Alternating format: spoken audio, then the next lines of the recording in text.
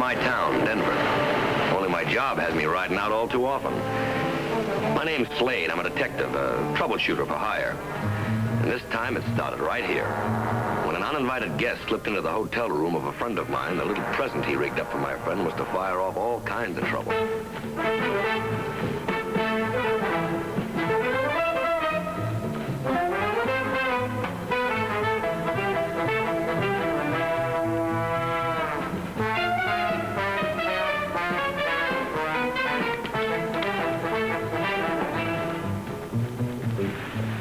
If you solve this case, Mr. Barabee, you'll be the most important detective in the country.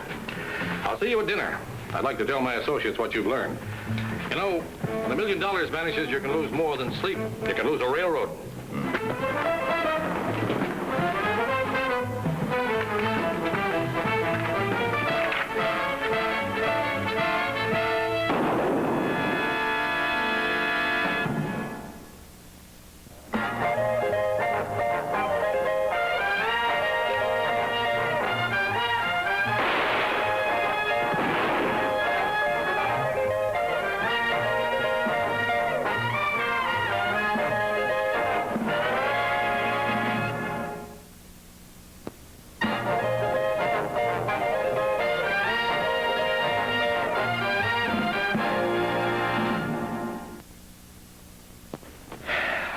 The Denver and Texas Railroad has had its share of holdups, but never anything like this, Mr. Slade.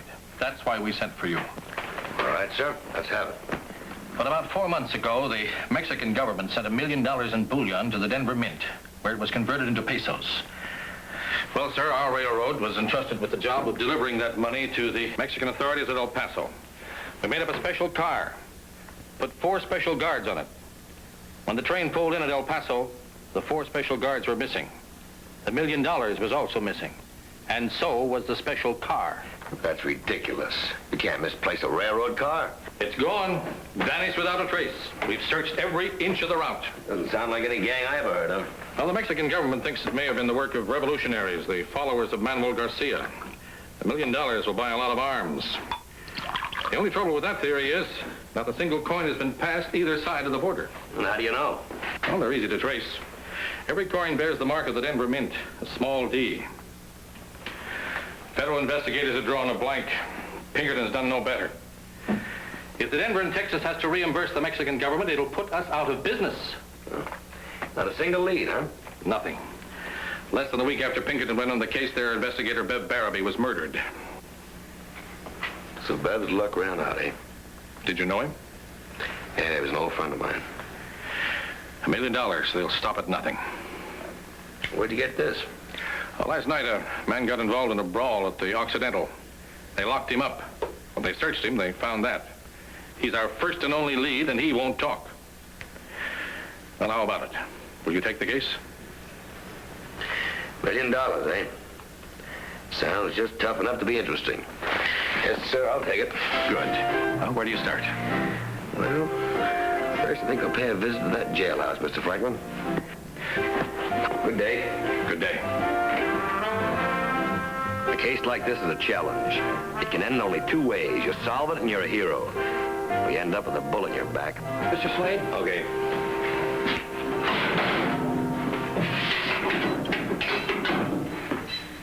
Excuse me, Mr. Longo. My name is Slade. I'm a private detective. Detective? Just what I need, a detective. So where'd you get this Mexican coin, huh? Mexican coin? Never had one. Oh, it was found in your pocket. Maybe somebody put it there. Oh, I don't think so. Maybe I got it and changed at the bar. They don't use Mexican money here in Denver. Hey, you calling me a liar? That's right.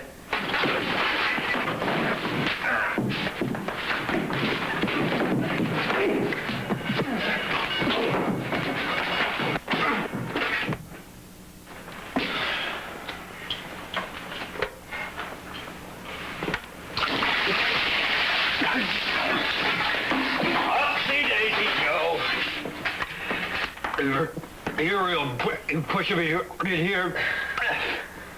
Well, now, Joe, you just do a little talking and we can continue outside, all right? I don't know nothing. There's nothing to tell you. If you want to rot in jail, that coin was stolen and we can prove it. You can't prove where you got it.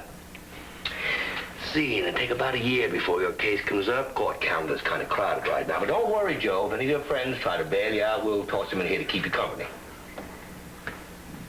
Okay, buddy, it's your funeral. Jailer? Yeah. Keeping Joe Longo in jail didn't solve anything. He looked like the sort who'd never talk. But I was further ahead than the other investigators. I knew Joe Longo was mixed up in it, and I knew he came from Santa Clara, a small town not too far from El Paso.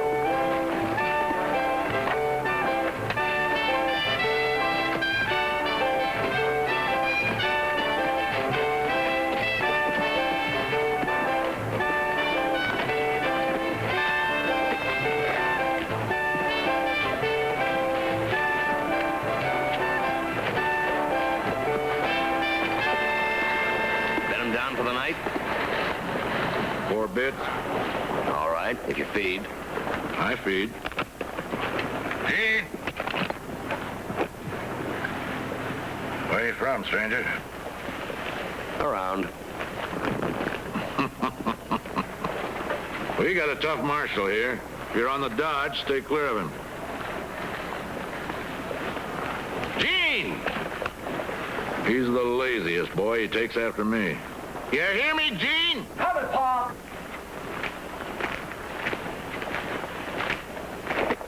In advance, stranger. All right, Gene. Hold it.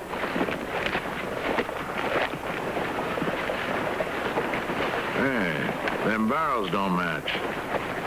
That's right. Well, I get it. Rifle one barrel, shotgun the other, huh? Got good eyes. Yeah. I'm a good judge of people, too. Spend your life hanging around a livery stable, you get to know folks better than a doctor. Get so you can pigeonhole them. I can't figure you, friend. That makes us even.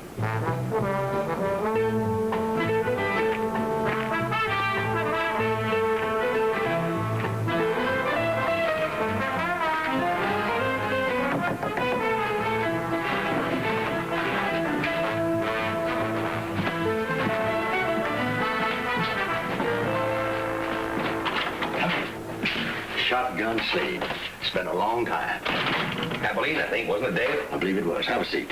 Better pull these shades down.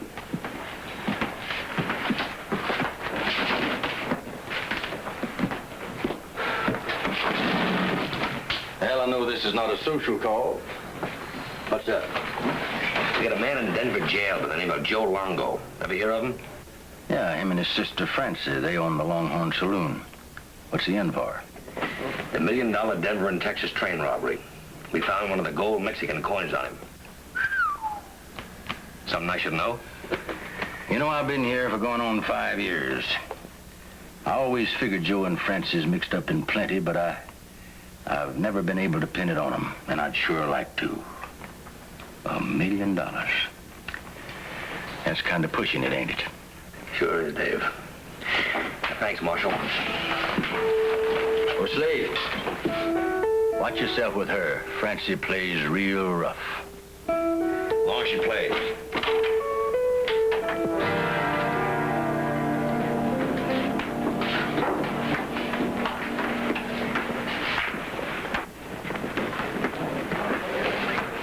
Ma'am?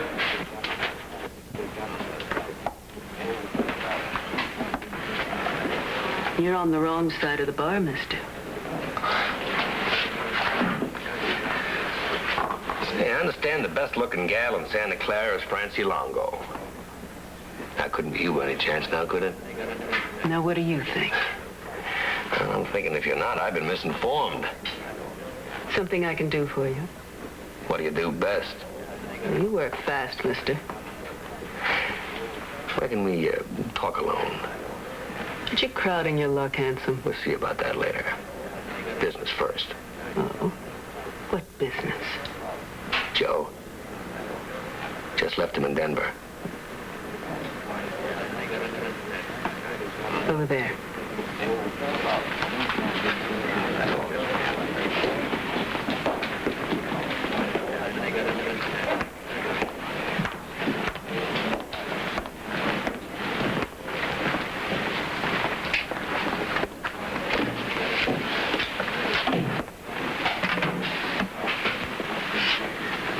Joe doing? Ooh, not much of anything last time I saw him. That sounds like Joe, all right. Now, what did you want to talk about? He sure wasn't kidding when he said you have everything. You're a pretty fancy talker, mister. I didn't catch your name. Barlow. Michael Timothy Barlow. The people who really like me call me Mike. Hello, Mike.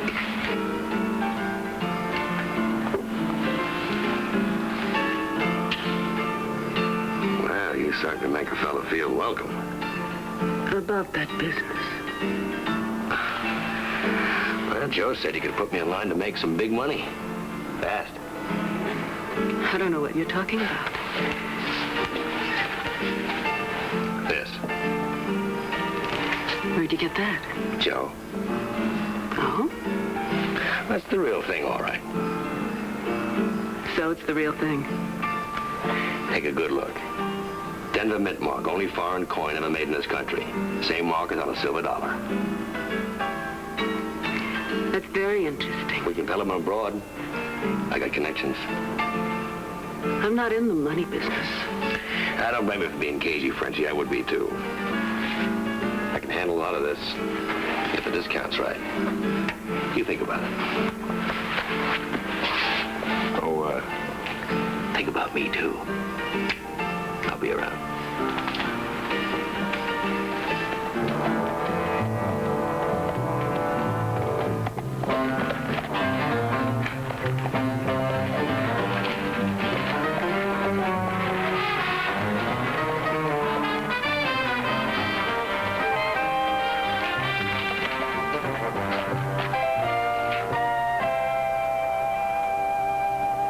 Well, what's he up to? Him and Joe got together in Denver. Said I could put him next to a good thing. That don't sound like Joe. He'd have written first. Maybe he thought the 20 pesos was enough. It's funny, ain't it? Here we got $1 million and nothing to do with it. Maybe we shouldn't have double-crossed Garcia. Maybe that was our mistake. Maybe. But even that's out now. I got the word he's dead. Francie, we've got to find the market. He says he's got connections abroad, that he'll make a deal if the discount's right. What's he call himself? Mike Barlow. Gee! I think me and your friend Mike Barlow are going to have a real friendly visit. Mutually advantageous. Shake your stumps, boy! This is business! Get over at the hotel. Mr. Barlow's room. Fetch him here.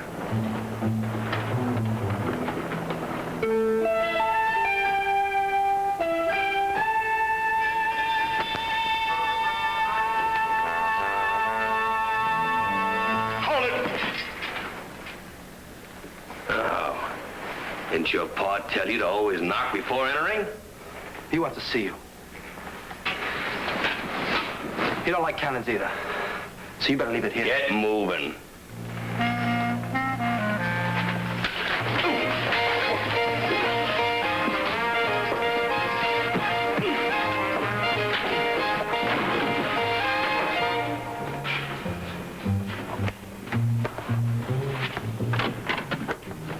Sleep tight, Junior.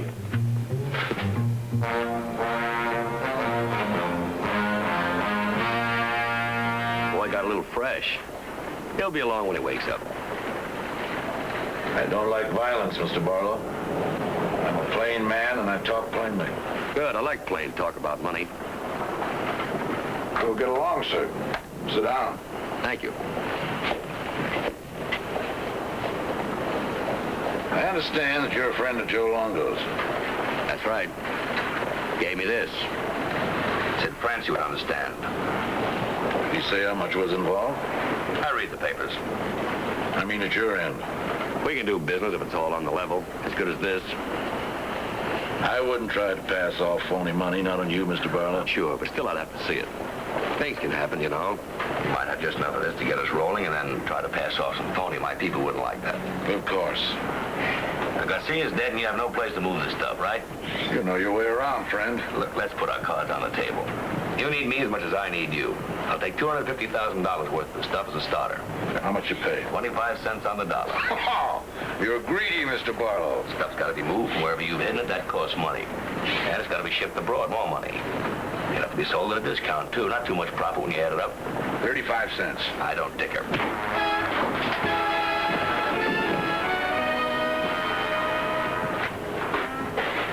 Nice work, son. Search him. We'll find out who he really is.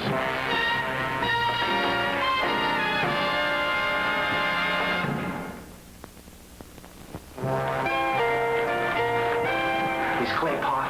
An honest man, carry papers on it. He's as crooked as a corkscrew.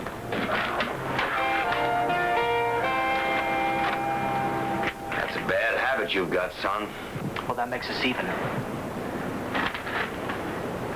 Treat all your customers like this? When I have to. In that case, I'll take my business elsewhere. Not so fast, friend. My old ma always used to say that a crust of bread is better than none when you're hungry. You show me you got what it takes and it's a deal. We'll both give a little. Get $10,000 in earnest money and I'll show you a railroad car full of gold pesos. Fair in business, partner. Next time, Sonny.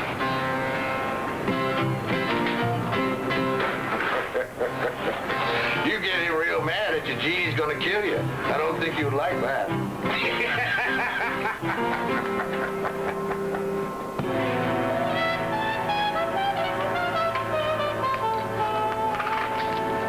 How's business, beautiful? Mike, where have you been the last few days? El Paso. Dad wanted to see some money, so I had to telegraph my contact. Well, the least you could have done was to let me know. I was worried. Oh? About me or the money? About you, darling. Hey, what makes you so hard to get along with, huh? Anything doing while I was gone? Ab. I've never seen him so nervous. Do you know that he thought you'd walked out on us? Well, your fat friend's not much of a poker player, is he? Then he decided that maybe you and I had gotten together to double-cross him. Oh, you'd never do a thing like that, would you, Francie? He's greedy. I don't like greedy people. Of course you don't. Yeah, there's really not too much in it for us when you come to think of it. Oh, I don't know. Ab will grab the biggest share at this end. I'm just an agent. Small pickings, I'd say. You got larceny in the eyes, Francie. I can tell. Like your fat friend, I'm a student of human nature. What do you say we go partners? You kidding. Ab would kill us. That's my department. You don't know him. The woods are full of guys like him. Who's guarding the car? Nobody. The railroad guards, weren't they in the deal? From the beginning. And? They're dead. Oh. Well, how far is it? It's not far. Can you get a horse without Ab knowing? Mm-hmm. Good. Meet you out back in 20 minutes. 20 minutes.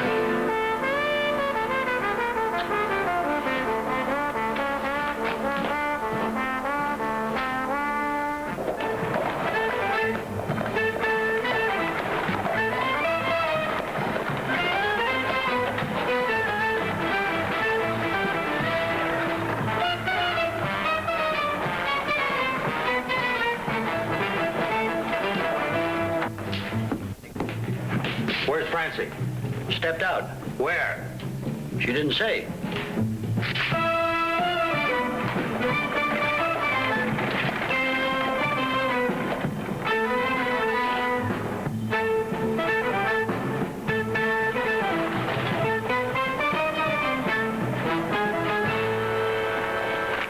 You seen Francie? Well, Joe, long time no see. You walk right up to me and all you say is, you seen Francie? You seen her? Not tonight, I ain't. Is there something wrong? I broke Denver jail. You broke jail? Your friend Mike Barlow didn't say nothing about you being in trouble. Barlow? I don't know anyone named Mike Barlow. The fella you give the gold piece to? Now, take it easy, Ab. I got into a brawl at the Occidental and they threw me in the cooler. They, Keep talking. They found the gold piece. Private detective Shotgun Slade had it last I knew. tall, good-looking fella about your age? You know him? Gene! Saddle 3 horses.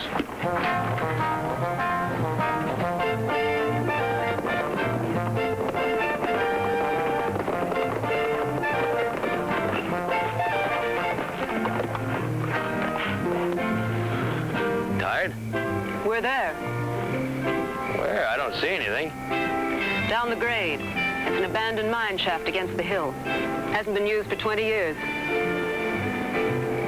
Tracks used to lead from here to the shaft. After the car was uncoupled from the moving train, we braked it downhill into the mine. Then we ripped up the tracks and covered the entrance with rocks and brush. Huh.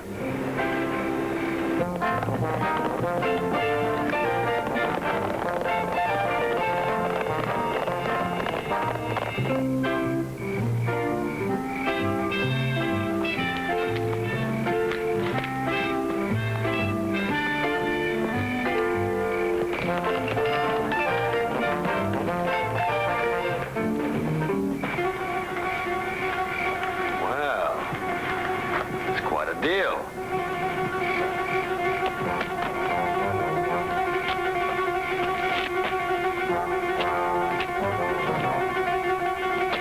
Stand back.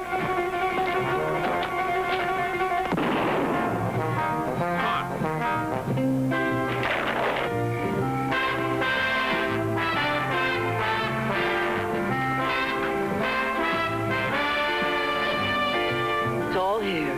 Only this box was opened. $1 million. We know you're in there, Slade. Throw out your gun.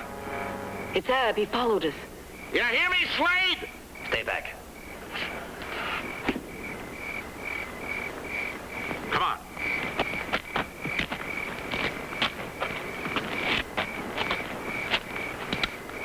I'm going to get you, Joker.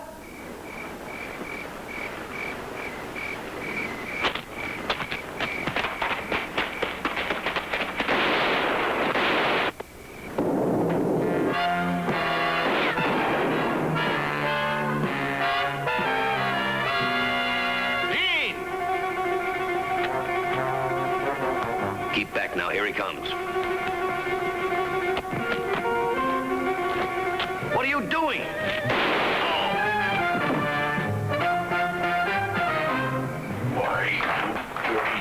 Ab, he made me do it. Please, he forced me.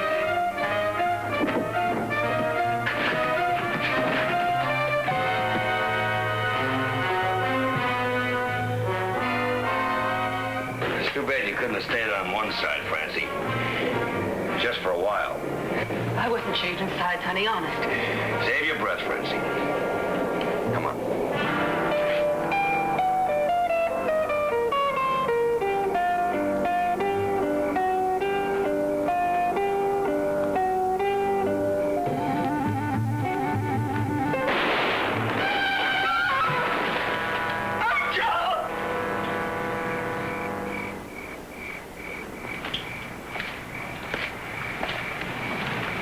You all right, Slade? Yeah, I'm okay, Dave. Thanks to you.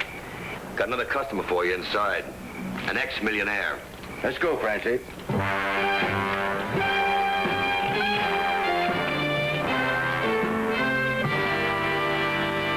that almost winds it up, Mr. Franklin. Almost. Yes, just one more thing. You see, no one knew when that train was arriving in El Paso except you and the engineer. Well, of course I knew. And you picked the special guards to watch the treasure, didn't you? Of course. A lot of good men died to satisfy your greed, Mr. Franklin. And the funny part is, no one made a dime out of it. You don't know what you're talking about. That's where you're wrong. You see, Ab Corbett talked. And so did the girl.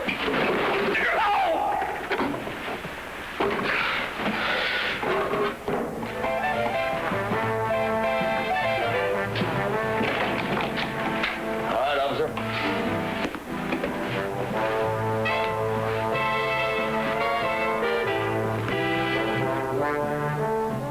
Gold affects people in a strange way. Sometimes ordinarily honest, upright people will lie, cheat, and murder when they see gold. Especially if there's a lot of it. $1 million worth.